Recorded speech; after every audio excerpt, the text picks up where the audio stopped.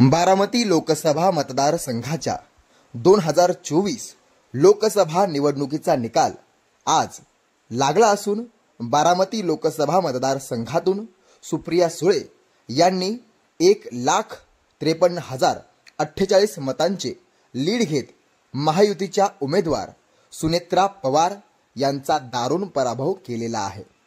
खरं तर पुरंदर तालुक्याच्या पूर्व भागातील राजकीय दृष्ट्या अत्यंत महत्त्वाचे असलेल्या पिसर्वे गावातून सुप्रियाताई सुळे यांना लीड देण्याचं काम मतदारांनी केलेलं आहे असं म्हणावे लागेल। यावेळी सुप्रिया सुळे यांच्या कार्यकर्त्यांनी पिसर्वे गावात फटाके फोडत विजयाचा जल्लोष साजरा केला व गुलाल उधळत आनंदोत्सव साजरा केला।